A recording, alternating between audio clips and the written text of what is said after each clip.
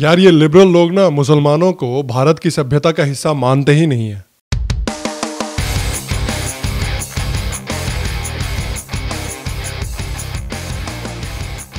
Hello और शाम Sharma show के इस एपिसोड में आपका स्वागत है। आज मुझसे जुड़ने के लिए और आज ये शो देखने के लिए आपका बहुत बहुत धन्यवाद। यार ये खुजली ना लिबरल्स की खत्म ही नहीं होती है, होती ही रहती है 24 घंटे। क्योंकि हाल में ही अभी एक आर्टिकल था जो शेखर गुप्ता के मैगजीन द प्रिंट ने निकाला था, जिसमें वो कह रहे थे कि हिंदू देवताओं के और हिंदू लीडर्स के बड़े बड़े स्टैचू से मुसलमान बहुत घबरा रहे हैं। और ये सिर्फ शेखर गुप्ता और द प्रिंट नहीं कह रहे हैं, ऐसे और भी बुद्धिजीवी हैं भारत में जो कहते हैं कि भाई हिंदू लीडरों की स्टैचू बनवाने से मुसलमानों को बड़ा डर लग रहा है और हिंदू हाइपर नेशनलिज्म, हाइपर राष्ट्रवाद फैल रहा है पूरे देश में। That is absolutely proved. और उसी तरह से एक एनपीआर एक मैगजीन है जो अमेरिका की एक बहुत लिबरल मैगजीन है।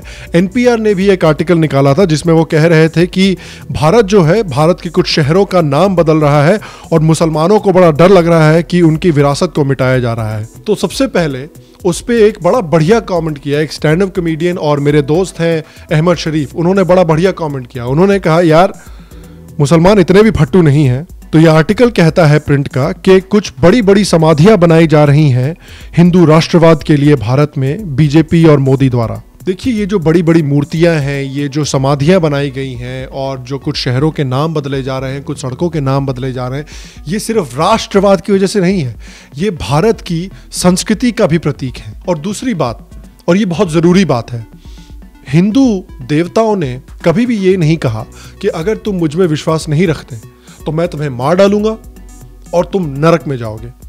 हिंदू देवता हमेशा ये कहते हैं और हिंदू कल्चर हमेशा ये कहता है कि सभी लोग एक परिवार हैं, वसुधैव कुटुंबकम, हम सब के सब एक ब्राह्मण के अंश हैं। डर तो ऐसे कल्चर से लगना चाहिए, डर तो ऐसी आइडियोलॉजी से लगना चाहिए जो कहता है कि सिर्फ मैं ही सही हूं और अगर तुम मेरी बात नहीं मानोगे और अगर तुम मुझे फॉलो नहीं करोगे तो मैं तुम्हें मार डालूंगा और तुम सीधे नरक में जाओगे। ऐसी आइडियोलॉजी से हमें डर लगना चाहिए। आर्टिकल फिर कहता है कि 2014 में जब से मोदी जीते हैं तब से वो हिंदू राष्ट्रवाद को बहुत बढ़ावा दे रहे हैं।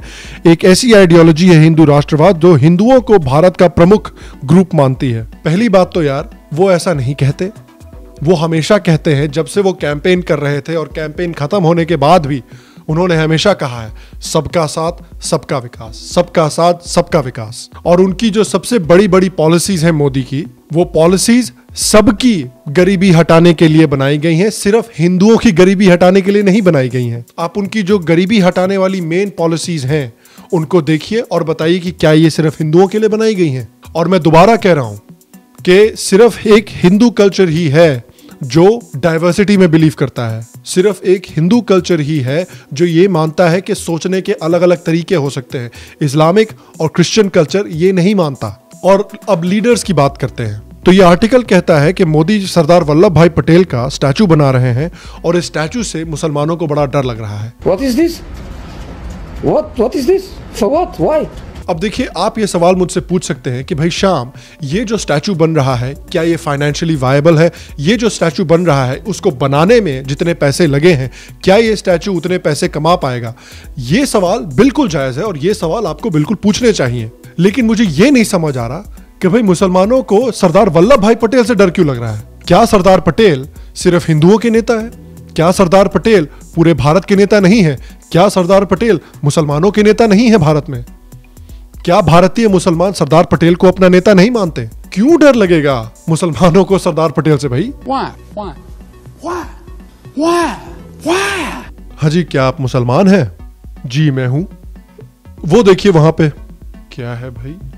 Surprise motherfucker. मतलब ये क्या बकवास है? ये जो आर्टिकल है ये मुसलमानों को बाहर वाला समझता है। ये आर्टिकल समझता है कि भारत के मुसलमानों का भारत के कल्चर से कोई लेना देना नहीं है। वो पाकिस्तान से ज्यादा प्यार करते हैं और वो पाकिस्तान से उनका कल्चर ज्यादा मिलता है। और सेम ये नाटक शिवाजी के साथ ही। अरे भाई शिवाजी जो है वो भारत के सबसे महत्वपूर्ण फ्रीडम फाइटर्स में से एक हैं। नेहरू जी के दर्जनों स्टैचू है भारत में।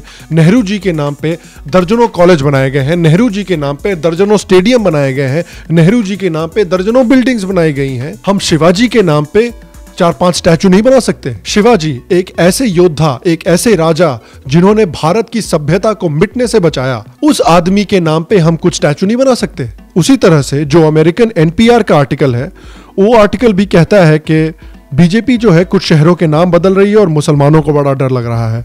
तो वो कहते हैं कि इलाहाबाद का नाम बदल के प्रयागराज कर दिया है और इससे मुसलमानों की विरासत पूरी मिटाई जा रही है। That is absolutely proved. आप एक अपने दिमाग में एक सीन इमेजिन कीजिए कि आपके देश पर, आपकी संस्कृति पर आक्रमण किया गया और आपके देश को कॉलोनाइज किया गया। कॉलोनाइजेशन के बाद आपके हजारों सांस्कृतिक स्मारकों को तोड़ा गया, लाखों करोड़ों लोगों को या तो मार डाला गया या जबरदस्ती उनको अपनी संस्कृति छोड़ने पर मजबूर किया गया और लाखों लोगों को गुलामी में बेच दिया गया। और सदियों के बाद फिर से आपके पास ये क्षमता आए कि आप अपनी संस्कृति को दोबारा प्राप्त कर सके और अपनी सबसे पावन स्थलों के नाम बदलकर उनके जो ओरिजिनल सांस्कृतिक नाम थे वो रख सके।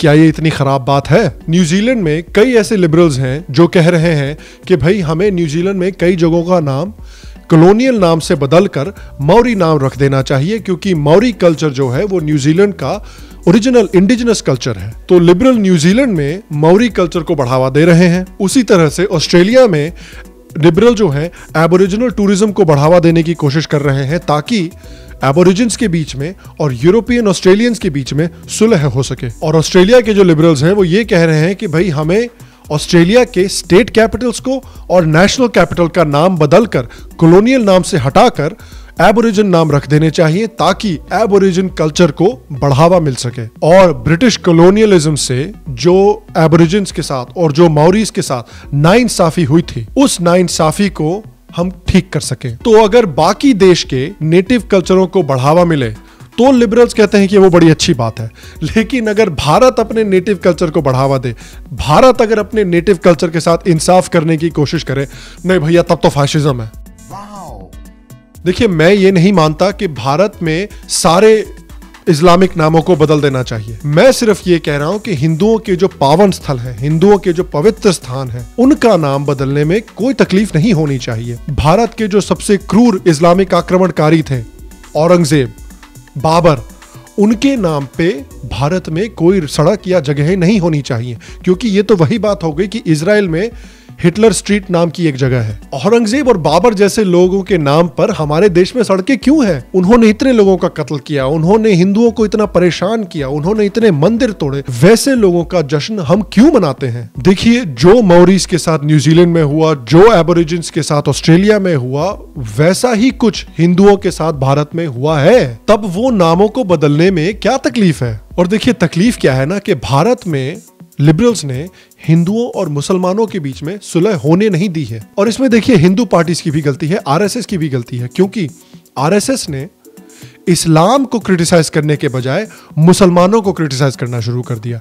इस वजह से भी हिंदुओं और मुसलमानों के बीच में थोड़ी दरार पड़ी है। और हिंदुओं और मुसलमानों के बीच में लिबरल्स ने सुलह इसलिए नहीं होने दी क्योंकि हमने कभी खुलकर इस बारे में बात नहीं की कि हिंदुओं के साथ इस्लामिक राज में कितनी दुर्गति हुई थी। भारत के लोगों को हमेशा ये पढ़ाया जाता है कि भाई इस्लामिक राज में तो क्या मौज थी, सब एक दूसरे से बस मोहब्बत कर रहे थे, प्यार कर रहे थे, झप्पियां दे रहे थे, पप्पियां दे रहे थे एक दूसरे को, जो कि सच से बहुत दूर है। देखिए, हम खुलकर बात करते हैं भारत में कि किस तरह से लोअर कास्ट के साथ अपर कास्ट ने भारत में ज्यादती की थी। और क्योंकि हम इस बारे में खुलकर बात करते हैं और क्योंकि इस बात को हम खुलकर मानते हैं, इसलिए भारत में अब हम इस तरह के कास्टिज्म से धीरे धीरे आगे बढ़ रहे हैं और इस तरह के कास्टिज्म को हम सॉल्व कर रहे हैं। और जब तक हम इस बारे में खुलकर बात नहीं करेंगे कि हिंदुओं के साथ क्या दुर्गति हुई थी इस्लामिक राज में, भारत में किस तरह से उनकी विरासत को तहस नहस किया गया था और उनके कल्चर को तहस नहस किया गया था, तब तक हिंदुओं और मुसलमानों के बीच में भारत में ठीक से सुलह नहीं होगी। अगर हम ये ठीक से समझेंगे कि क्या दुर्गति हुई थी हिंदुओं की इस्लामिक राज में, तब इस तरह की मूर्तियां बनाने में और कुछ शहरों के नाम बदलने में किसी को कोई परेशानी होगी नहीं। तब अगर लोग ये समझ जाएंगे कि हिंदू सिर्फ अपनी टूटी फूटी विरासत की मरम्मत करने की कोशिश कर रहे हैं, तब किसी को इससे कोई तकलीफ होगी नहीं। इस आर्टिकल के साथ और भारत के इस तरह के बुद्धिजीवियों के साथ एक और ये तकलीफ है कि वो भारत के मुसलमानों को हमेशा एंटी हिंदू मानते हैं। वो हमेशा ये मानते हैं कि भारत के मुसलमान हिंदुओं से नफरत करते हैं, भारत के मुसलमान भारत के कल्चर से नफरत करते हैं और वो सिर्फ पाकिस्तान से प्यार करते हैं। अरे भाई, भारत के मुसलमानों को भारत के कल्चर से तकलीफ तभी होगी अगर वो अपने आप को इस कल्चर का हिस्सा नहीं मानेंगे, तभी ना। 95% जो भारत के मुसलमान हैं वो हिंदुओं से कन्वर्ट किए गए हैं, उनके जो पुरखे थे वो हिंदू हुआ करते थे। भारत के मुसलमानों का भारत के कल्चर से बहुत गहरा रिश्ता है। भारत के मुसलमान भले ही अल्लाह को अपना भगवान मानते हो, अल्लाह को अपना इष्ट देवता मानते हैं, लेकिन उनका कल्चर तो हिंदू कल्चर है। भारत के मुसलमानों का कल्चर सऊदी अरेबिया से नहीं मिलता, भारत के हिंदुओं से मिलता है, भले ही उनके इष्ट देवता या उनके भगवान अल्लाह हो। और ऐसे कई मुसलमान हैं जो अपनी संस्कृति से, अपने कल्चर से नफरत नहीं करते हैं, लेकिन ये न्यूज ऑर्गेनाइजेशंस हैं, ये बुद्धिजीवी हैं जो हिंदू और मुसलमानों के बीच में ये दरार हमेशा बनाए रखना चाहते हैं, क्योंकि वो चाहते हैं कि हिंदू और मुसलमानों के बीच में कभी ठीक से सुलह ना हो। क्योंकि अगर हिंदू और मुसलमानों के बीच में इस तरह से हमेशा लड़ाई होती रहेगी, तब इस तरह के आर्टिकल आते रहेंगे, इस तरह के वीडियो बनते रहेंगे और क्लिक्स मिलते रहेंगे, रीट्वीट्स मिलती रहेंगी, शेयर्स मिलते रहेंगे और पार्टी चलती रहेगी। हाँ, तो ये था आज का एपिसोड। मैं आपसे पूछना चाहता हूं कि क्या आपने ये आर्टिकल पढ़ा है और क्या आपको ये लगता है कि भारत के मुसलमानों का जो कल्चर है वो भारत के हिंदुओं के कल्चर से बिल्कुल अलग है? कृपया अपने कमेंट्स मुझे नीचे कमेंट सेक्शन में बताइए। अगर आपको आज का एपिसोड पसंद आया तो प्लीज आज के एपिसोड को शेयर करें, आज के एपिसोड को एक लाइक दे, एक थम्स अप दे। इससे मेरी मदद होती है और इससे शो की बहुत मदद होती है। अगर आपको शाम शर्मा शो पसंद है और आप शाम शर्मा शो को सपोर्ट करना चाहते हैं तो प्लीज नीचे पेट्रियन के लिंक पे क्लिक करें और शो को जैसे भी सपोर्ट करना चाहें वैसे सपोर्ट करें। अगर आपको आज का एपिसोड पसंद आया, अगर आपको शाम शर्मा शो पसंद है और अभी तक आपने सब्सक्राइब नहीं किया है, अरे तो क्या कर रहे हैं, नीचे जाइए, सब्सक्राइब बटन पे क्लिक कीजिए, यहां पर भी क्लिक करके कर सकते हैं सब्सक्राइब। मैं आपको अगले एपिसोड में मिलूंगा और तब तक स्वस्थ रहिए, सुखी रहिए और फिर मिलेंगे।